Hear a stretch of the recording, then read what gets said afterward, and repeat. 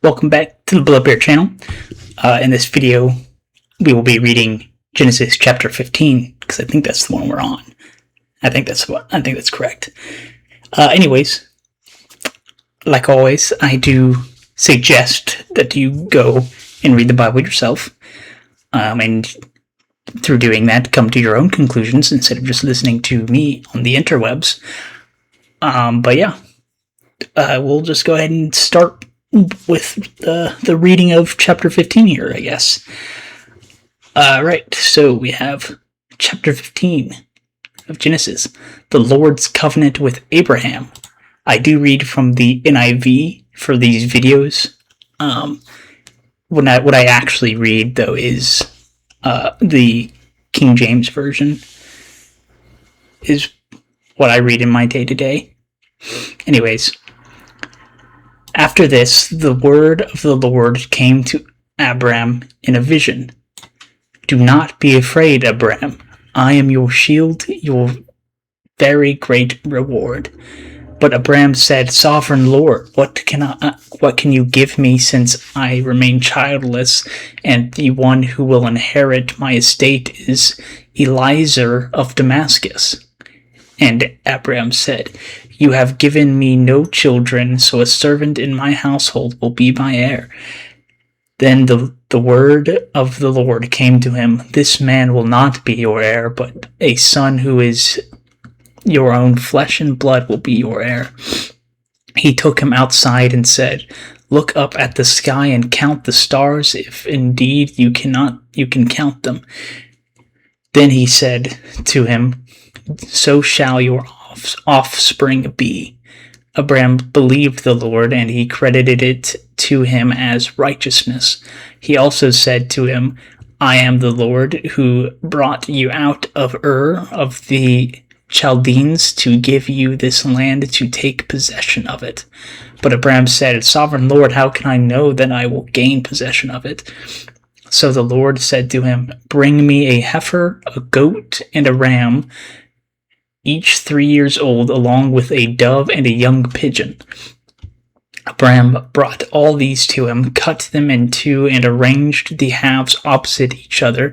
The birds, however, he did not cut in half. Then the birds of prey came down on the carcasses, but Abram drove them away. As the sun was setting, Abram fell into a deep sleep, and a thick and dreadful darkness came over him. Then the Lord said to him, Know for certain that for 400 years your descendants will be strangers in a country not their own, and that they will be enslaved and mistreated there. But I will punish the nation they serve as slaves, and afterward they will come out with great possessions. You, however, will go to your ancestors in peace and be buried at a good old age. In the 4th generation, your descendants will come back here, for the sin of the Amorites has not yet reached its full measure. When the sun had set and darkness had fallen, a smoking fire pot with a blazing torch appeared and passed between the pieces. On that day, the Lord made a covenant with Abram and said, To your descendants I give this land, and from the Wadi of Egypt to the great river, the Euphrates, I think that's how you pronounce it, the land of the Kenites, the Kenizzites, the Kadmonites, the Hittites, the Perizzites, the Rephites, Amorites, Canaanites, Girgashites, and Jebusites. And that's where the chapter ends. Apparently. There's that. A lot of this is kind of just God telling Abram what is going to happen, like much later in the future when he's very much dead. Because, this chapter really sets up Exodus with the him being like asleep, and then God's saying to him, know for certain that for 400 years your descendants will be strangers in a country not their own, and that they will be enslaved and mistreated there. That is clearly talking about Egypt enslaving the children of Israel, right?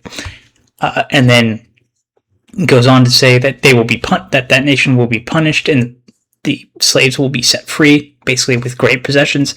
That's also clearly talking about Egypt and their punishment being the 10 plagues of Egypt as well. So there's that.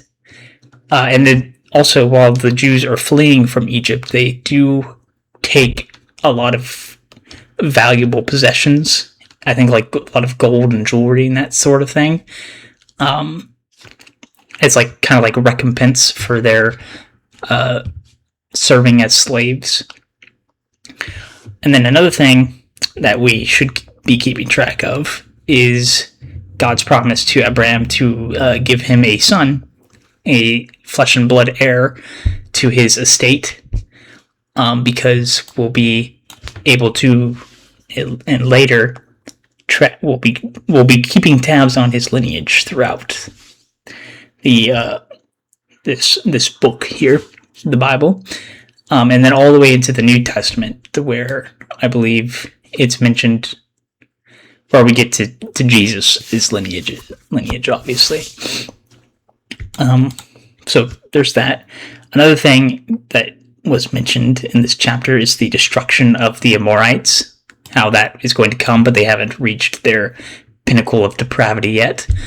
Because it says, for the sin of the Amorites has not yet reached its full measure. Later, we do end up killing, or the Amorites do end up getting punished for their sins and whatnot in the fashion of where I've been reading recently, which is 1 Samuel. Saul is tasked with going and killing completely all of the Amorites, basically wiping them out completely. He does not do this because he saves the king as like a pet, I guess, or as like a slave. And then Samuel comes to him. He's like, why have you not done what the Lord has asked? You've not only did you take some of their livestock and whatnot, but you've also left their king alive. And basically this is where the Lord kind of is like, okay, you did not even listen to me for this task that I gave you. I told you to kill everyone. You left the king alive. You left I think they took, and then you took the livestock, which I told you to kill, and all this stuff. And so Samuel comes in. He's like, you did not listen to the Lord. Therefore, the Lord is going to leave you, and I'm going to have to go choose another king, another person that's after God's own heart that will be king.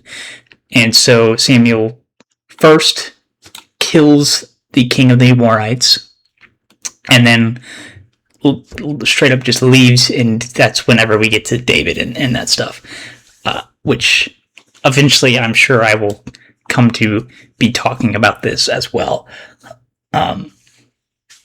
So yeah, this is also kind of where God promises the land that Abraham and his descendants will be able to, is going to receive, which I think is kind of also setting up through Exodus, through I think Leviticus is what it is, the setting up of the country of Israel and that stuff. That's where we see that God promised them all these lands that they will be able to rule over, and that's going to be for them. So there's that as well. This sets up a lot of stuff, is what I'm saying. So there's all that stuff. I don't remember exactly when they're able to actually take over all of these places. I know it does happen. I don't remember if it was in Leviticus or if it was in Deuteronomy or Numbers. I don't know. Numbers is like the census of the state, right? Of the children of Israel, I think. So I'm not sure. But I think that's pretty much all I have to talk about this is really just a lot of God kind of setting up stuff, or like basically revealing this to Abraham a long time ago, so then that whenever it was taken down, or I mean, I don't know if this stuff was taken down, if it was just passed through like vocally, through word of mouth until Moses started writing all this stuff down, because I know he's the one who wrote like the first 5 books of the Old Testament, I think. So I'm not sure. But anyways, that's pretty much all I have to say about that. It's just really setting up all the stuff in Exodus and now in 1 Samuel. Well, I don't know if the Amorites got like attacked before then, but they did get attacked recently in 1 Samuel, and I know that because that's where I'm reading right now, in my own time. So I'm not sure, but yeah. Anyways, that's all I have to say about this chapter, and so have a blessed day, and I will see y'all in the next one. Bye-bye.